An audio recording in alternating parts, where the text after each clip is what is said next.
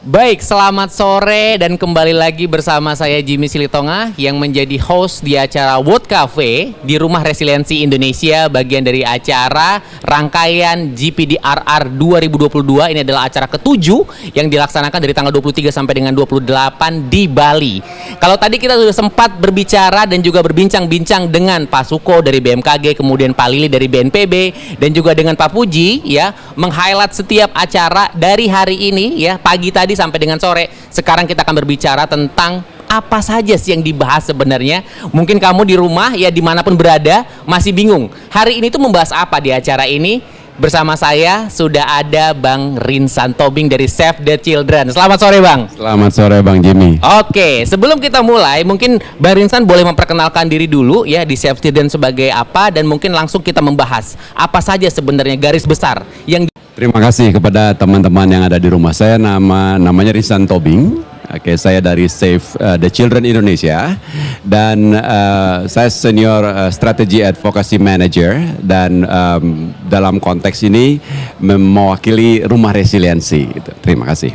ya. Oke, sekarang kita akan berbicara masalah apa saja yang dibahas hari ini, karena tadi banyak juga ya dari expert-expert ya yang memang sudah membagikan sukses story dan juga apa saja yang memang sudah mereka lakukan ya dalam melakukan program-program baik itu penanggulangan bencana atau juga hal-hal yang lain terkait di resiliensi ini. Nah, silakan Bang Rinsan. Ya, terima kasih. Hari ini ada kurang lebih 12 panggung resiliensi dan satu talk show. Jadi ada 13 sesi yang kita ikuti mulai dari pagi tadi sejak pembukaan. Kalau kita lihat dari spektrum yang dibawa itu sangat kaya gitu ya. Tapi memang intinya adalah pengurangan risiko bencana karena ini adalah agenda besarnya yang menuju resiliensi. Nah, hari ini kita berbicara mengenai community resiliensi, bahwa masyarakat harus mampu menyerap dampak dari bencana, lalu kemudian mampu bangkit dengan cepat. Tentunya untuk menjadi masyarakat yang resilient tidak terjadi begitu saja. Banyak hal yang mendukung mereka untuk menjadi masyarakat yang resilient dan itu dibicarakan hari ini. Oke. Pertama kita ambil contoh bahwa ada upaya-upaya yang dilakukan yang berbasis masyarakat. Bahwa masyarakat harus ditempatkan pada, kalau istilah kita ya, driving seat, di depan sebagai aktor gitu ya, untuk membangun kapasitas pengetahuan dan juga didukung oleh infrastruktur yang boleh kita katakan infrastruktur yang memadai dan harus infrastrukturnya resilient juga. Oke. Lalu ada yang dibangun berdasarkan kearifan lokal, ada juga data informasi yang dibangun berdasarkan sains. Ada yang meneliti mengenai kegempaan, ada yang meneliti mengenai tsunami dan seterusnya. Dan beberapa pekerjaan itu adalah yang melakukan pendampingan masyarakat, baik masyarakat di pesisir, lalu juga masyarakat yang ada dengan ancaman tanah longsor. Nah, siapakah yang berbicara tadi gitu ya? Ada NGO, ada university, ada pemerintah juga tadi ada. Ini sebenarnya bentuk dari Rumah Resiliensi kita ini sebagai sebuah kolaborasi, sebagai upaya bersama untuk mencapai resiliensi tadi. Dalam konteks ini kita bicara pengurangan risiko bencana tadi ya. Jadi sangat kaya untuk hari ini dan saya melihat bahwa ini adalah faktor-faktor yang sangat penting supaya bagaimana masyarakat bisa menjadi masyarakat yang resilient terhadap bencana. Data itu perlu. Sains memang menghasilkan data yang akurat, tapi ada isu kalau data dan informasi ini tidak bisa diakses oleh masyarakat. Makanya ada tadi menyarankan bagaimana masyarakat bisa mengakses data dan informasi berbasis sains. Mereka juga punya pengetahuan lokal, gitu ya. Ada kalau di Simelu itu kan ada SMONG untuk tsunami gitu ya. Di Jawa itu ada ilmu titen gitu ya. Ada pertanda-pertanda alam yang bisa dibaca bahwa sesuatu akan terjadi gitu. Nah, itu kekayaan itu berbasis kepada kebiasaan dan tradisi. Sehingga tadi satu spektrum yang sangat lengkap menurut saya ya, dari masyarakat itu sendiri, dari sains sendiri, dari pemerintah berbicara soal bagaimana upaya kolektif ini dengan membawa resources masing-masing. NGO dengan pengalaman di masyarakatnya, pemerintah dengan kebijakan dan polisisnya, universitas dengan sains ilmu yang bisa dituangkan secara bersama-sama. Karena kalau saya suka menggunakan itu adalah istilah disaster is everybody's business gitu ya. Oke. Jadi dalam konteks ini kita berkontribusi sesuai dengan kapasitas kita masing-masing, resources kita masing-masing. Itulah yang terjadi di Rumah Resiliensi Indonesia ini pada hari ini. Dan tentunya hal yang sama akan terjadi juga 5 hari ke depan. Oke. Masih banyak yang akan kita bicarakan di sini. Besok kita akan berbicara, ada kurang lebih 14 sampai 15 sesi juga. Nanti akan ada dari sisi ekologi dan seterusnya. Tapi pada intinya adalah hari ini kita berbicara soal community resilience yang didukung oleh berbagai faktor tadi. Terima kasih. Oke, itu dia. Dan juga tadi saya sempat melihat ya, karena ada berbagai juga organisasi, kemudian juga ada NGO yang memang memaparkan apa saja yang sudah mereka sampaikan, bahkan yang sudah dikerjakan untuk hal dalam penanggulangan ini gitu. Nah, kita mungkin agak sedikit bergeser ketika kita berbicara masalah era teknologi dan juga digitalisasi ya. Mungkin ini juga masuk ke dalam konteks inovasi.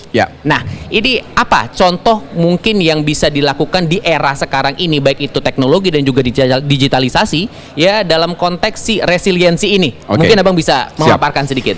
Baik, kalau kita berangkat dulu dari kata inovasi. Oke ya. Inovasi secara definisi gitu ya adalah pendekatan baru. Itu bottom line-nya gitu ya. Apakah pendekatan baru ini berbasis teknologi atau tidak? Dalam konsepsi definisi tadi itu tetap adalah inovasi.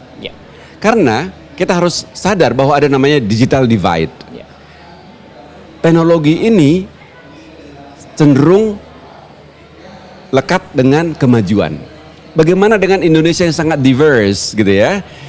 Geographic condition, akses konektivitas. Gitu. Tidak semua bisa diselesaikan dengan bantuan teknologi. Jadi tetap inovasi-inovasi pun harus dasarkan kepada tadi lokal kapital tadi, ada social kapitalnya, ada kearifan lokal. Tapi yes, teknologi bisa mengakselerate gitu ya, bisa mengakselerate respon, bisa mengakselerate kebutuhan-kebutuhan tadi, bisa menambah juga membuka ruang-ruang kepada yang memiliki akses kepada teknologi untuk mendapatkan informasi dan juga mengembangkan cara-cara baru.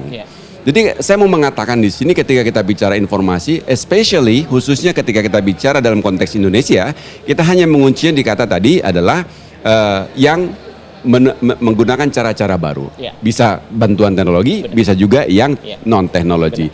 Itu terjadi contoh kasus dalam konteks pandemi COVID kemarin. Tadi ada di SPAB bicara soal lokal inovasi terkait dengan pembelajaran di masa pandemi COVID-19. Kita sadar betul kemarin ya, kalau COVID-19 ini kita itu kayak reaktif ya, responsif, karena kita nggak tahu seperti apa. Tapi ada masyarakat di daerah yang berupaya agar anak-anak tidak ketinggalan pelajarannya. Kita lihat kemarin setelah COVID, semua menjadi offline.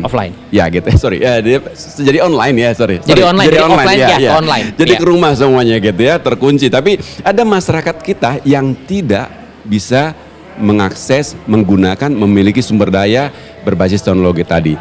Bagaimana inovasi di daerah? Tadi di SPAB ada kita bicara soal guru kunjung. Nah, ada guru yang berkunjung ke muridnya langsung. Gitu. Kalau ini tidak dilakukan, tentunya anak-anak di daerah tersebut tidak akan istilahnya proses belajarnya menjadi terdisrupsi, terpotong. Akibatnya apa? Kalau istilah yang digunakan adalah learning loss. Hilangnya proses belajar mengajar yang tentunya ke depannya bisa berdampak buruk kepada pendidikan anak itu sendiri. Dan harapannya juga mungkin bisa kita katakan kalau learning loss terjadi, mungkin ke depannya masa depannya juga akan terancam begitu ya. Gitu, Pak. Oke, itu dia. Mungkin juga teman-teman bertanya di rumah ya yang sedang menonton channel YouTube-nya BNPB ini gitu. Apalagi mungkin anak-anak muda pengguna sosial media gitu kan, bertanya-tanya sebenarnya kita sebagai pelaku teknologi atau juga memang anak yang penuh inovasi, apa yang bisa dilakukan? Tadi Bang Das sudah mengatakan bahwa sebenarnya banyak hal ya, baik itu mungkin inovasi yang bukan teknologi dan juga teknologi seperti itu. Nah mungkin melalui ini kita bisa sama-sama belajar apa-apa saja yang nanti bisa kita lakukan juga ya dalam hal resiliensi ini. Oke, ini mungkin terakhir ya, Bang Rinsan ya, untuk 5 hari ke depan ya, mungkin bisa disampaikan kira-kira harapannya apa? Karena besok kita ketemu lagi di sini kan, kita akan terus menemani teman-teman semua di World Cafe ya. Silakan Bang. Oke, Rumah Resiliensi adalah sebuah tempat kita sebenarnya boleh kita katakan belajar bersama. Oke, banyak hal yang kita pelajari di sini. Baik dari sisi substansinya ataupun dari sisi bagaimana sebenarnya kita bisa berkolaborasi. Ini satu yang sangat penting. Kalau saya lihat panggung resiliensi gitu ya, di sana semua mau bekerja sama. Apa yang terjadi sekarang ini adalah bagian dari modal sosial yang ada di masyarakat Indonesia dalam semua pemangku kepentingan PRB. Pengurangan risiko bencana di Indonesia mau berkontribusi, mau bekerja sama tanpa harus menonjolkan siapapun yang paling utama. No, itu juga disampaikan Pak Sestama gitu ya, bahwa inilah rumah bersama kita harus bekerja bareng, kita harus berkolaborasi. So, untuk teman-teman yang di rumah, kebencanaan, pengurangan risiko bencana itu harus menjadi bagian dari sehari-hari kita.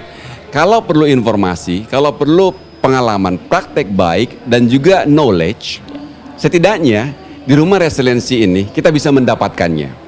Kalaupun belum cukup, nanti bisa menghubungi masing-masing dari organisasi tersebut.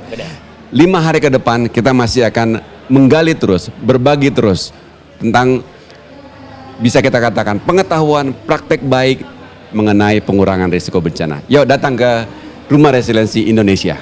Baik, terima kasih sekali lagi buat Bang Rinsan dan juga buat teman-teman semua penonton YouTube channelnya BNPB ya. Demikian wawancara kita dengan Bang Rinsan dari Save the Children. Kita ketemu lagi besok karena selama 5 hari ke depan di World Cafe Rumah Resiliensi Indonesia kita akan berbagi semua update apapun juga dan juga berbagi informasi. Saya Jimmy Silitonga, sampai ketemu besok di World Cafe Rumah Resiliensi Indonesia. Selamat sore.